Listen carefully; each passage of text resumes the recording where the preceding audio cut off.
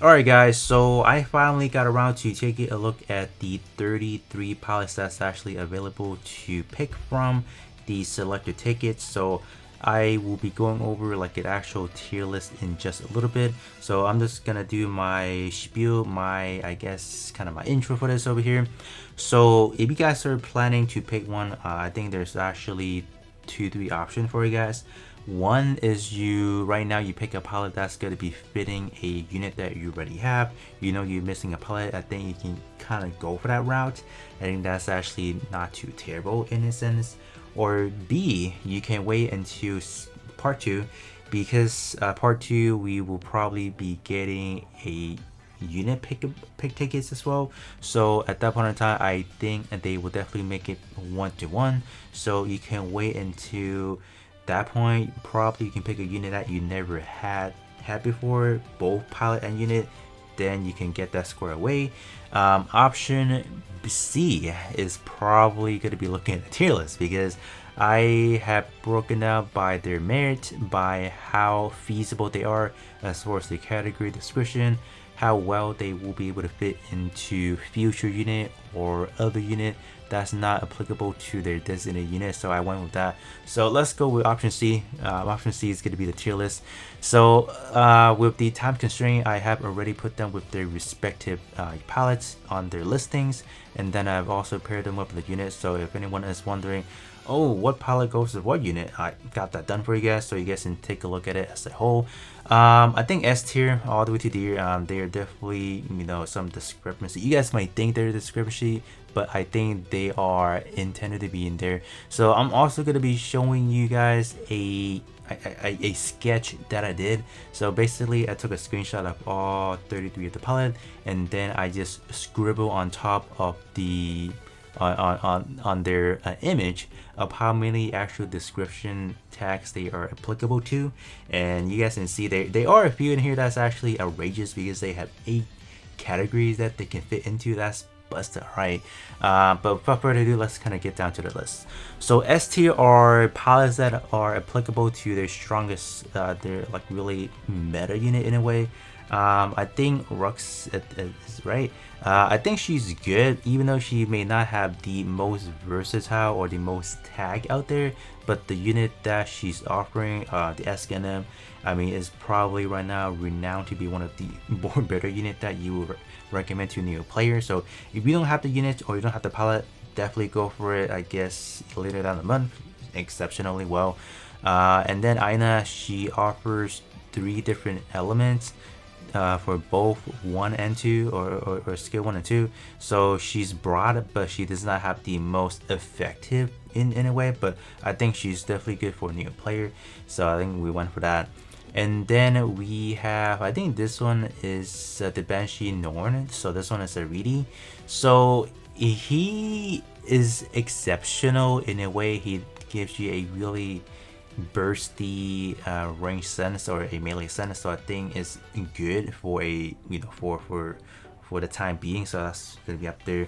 And then we have Gato, Annabelle Gato. So he's good because this man has 8 different tags, and I think for future tank and blue elements specifically, I'm talking about, let's say, for Armor Double Zeta, I think Gato may be workable. So he's good.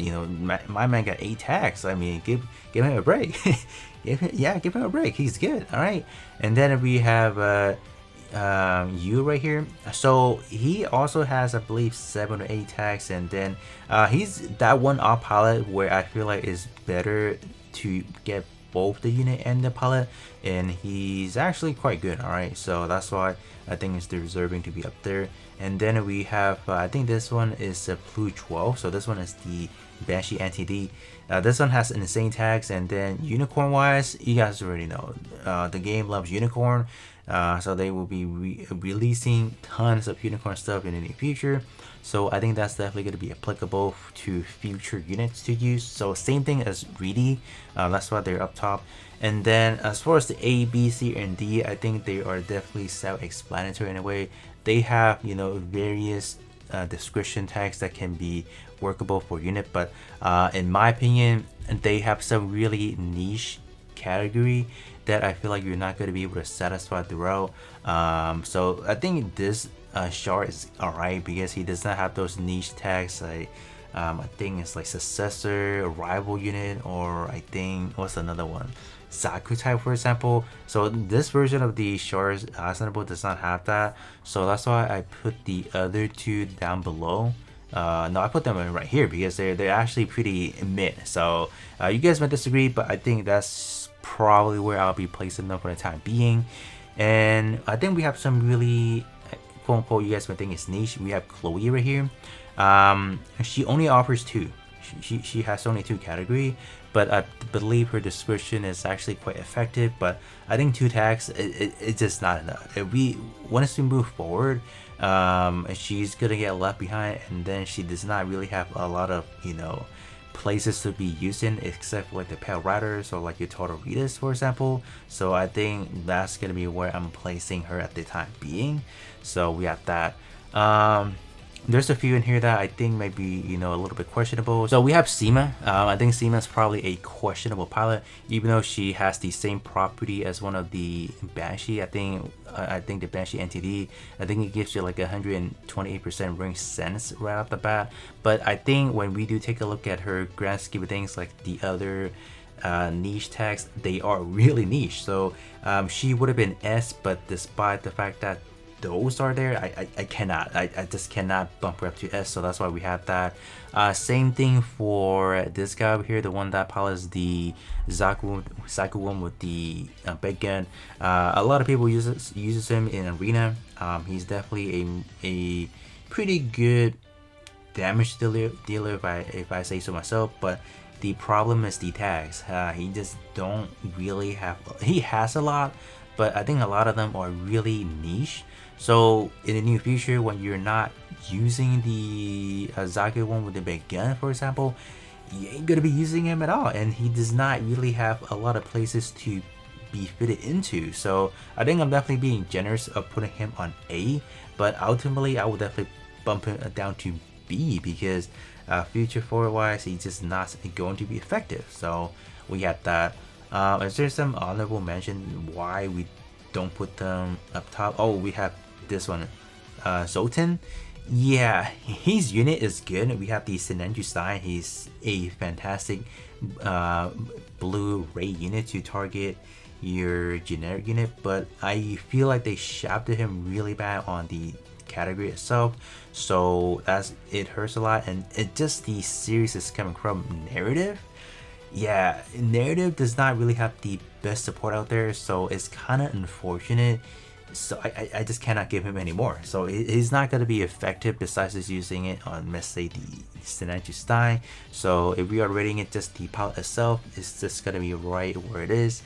I think the other one, you guys can definitely take a look at it as at your own leisure in terms of why I kind of put them where they are. Throughout my explanation, you guys kind of get my flow as far as why I rate them where they are. You guys can definitely let me know if you guys agree with the listing, but hopefully you guys are smart in terms of which one you guys are trying to pick, and then hopefully you guys are waiting into the part 2, so you guys are, I guess at that point in time, well aware of how they're handling it, so you guys are not, let's say, missing out, or I guess not losing out on any chances of getting a perfect pairing. So with that being said, that's going to be it, and I'll be catching you guys all on the next one.